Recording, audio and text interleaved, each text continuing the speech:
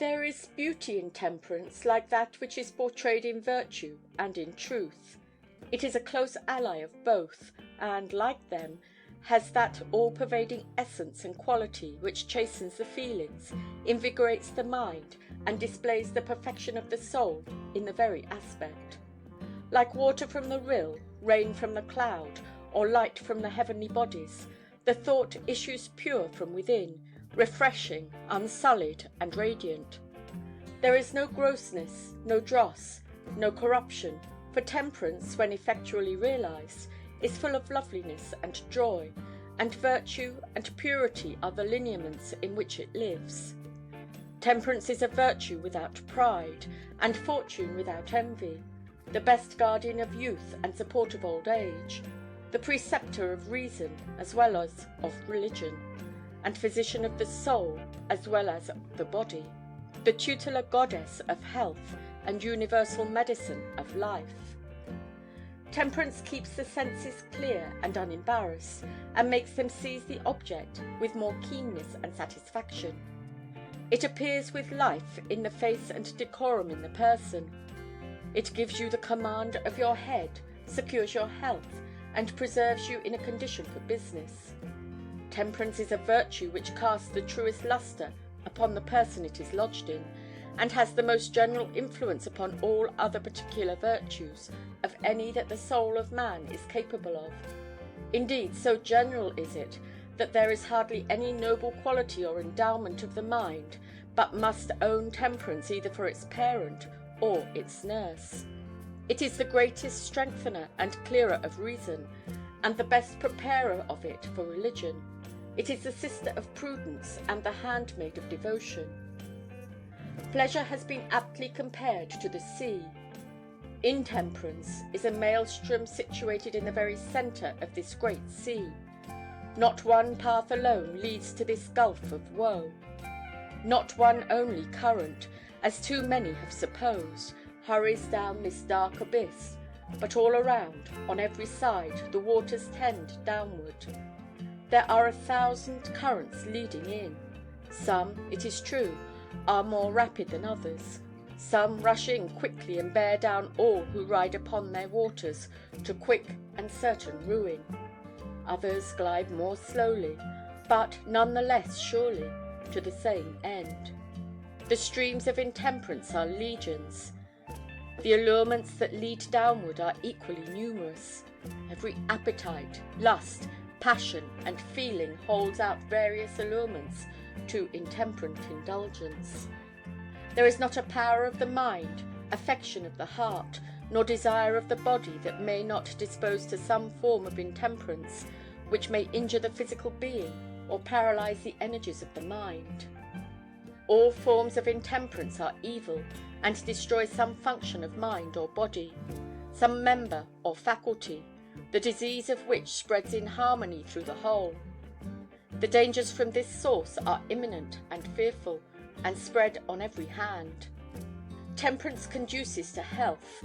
Indeed, it may be said that health can only be acquired or maintained by temperance. This is the law primary and essential which every youth should know, and know by heart. Bodily pains and aches tell of intemperance in some directions. Pain means penalty, and penalty means that its sufferer should reform.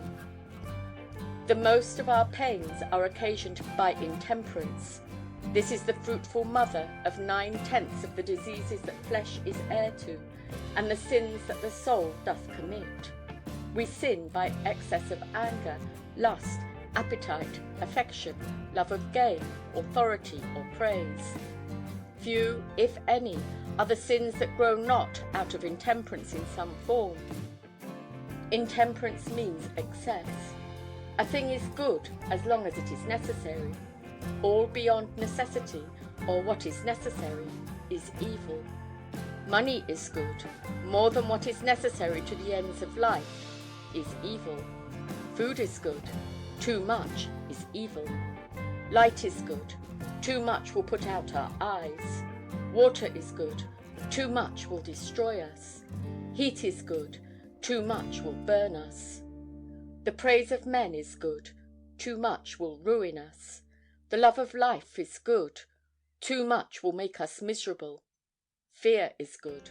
Too much hath torment. Prayer is good.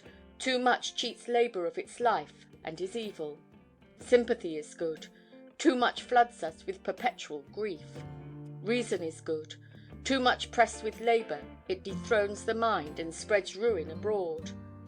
Any excess in the use or activity of a good thing is intemperance, and, therefore, evil, and to be avoided.